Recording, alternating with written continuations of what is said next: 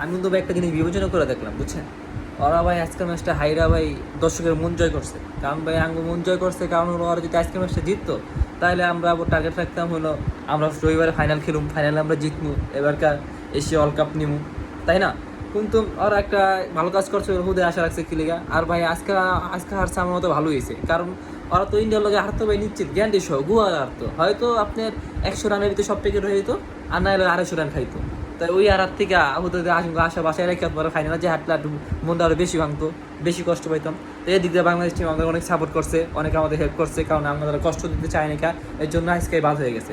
এই জন্য বাংলাদেশ টিমকে আমি জানাই অগ্রিম ধন্যবাদ। আর কথা হলো ভাই, বাংলাদেশ টিমের ভিতরে ভাই টিমের উপর আশা রাখে এলো, কারণ আশা রাখা 2012 সালে ভাই একটা কষ্ট পাইছি, ওই যা করে মনে ধরে, 2016 সালে পাইছি ভাই। এখন ভাই আমার মতো ভাই ইন্ডিয়াতে হারার ঠিক আছে, ওগুলোকে হারছে, পাকিস্তানগুলোকে হারছে, অনেক ভালো হয়েছে। কারণ ভাই দেখেন কালকে আছে, শুক্রবার আছে, কালকে যদি ওরা জিততো তাই কালকে একটা মনে টার্গেট থাকতো, ইস না রে, মনে একটা ভাবতাম না রবিবারে খেলা আছে, রবিবার হয়তো এবারকে এশিয়া কাপটা নিব। এর থেকে ভাই আগে আউট হয়ে গেছে গা, আগে বাদ পড়ে গেছে, ভালো হয়েছে। এখন কালকা শুক্রবার আছে, মন খুললো ঘুরমু ফিরমু খামু, কোনো প্যারা নাই কেন ভাই, নাহলে খালি কালকা সারাদিন মাথায় এড়ে ঘুরতো যে না আয় হ্যাঁ রবিবার তো ফাইনাল আছে, এবার মনে এশিয়া কাপটা নিব। কী কমু ভাই, বাংলাদেশ টিমের প্রতি ভাই আশা ছেড়ে দেন। আর বাংলাদেশ টিম যা করছে ভাই আপনাদের ভালো লেগে করছে, এখন চুপচাপ অনেক রাত হয়েছে ভাই, ঘুমাই যান, শান্তিতে ঘুমাই যান।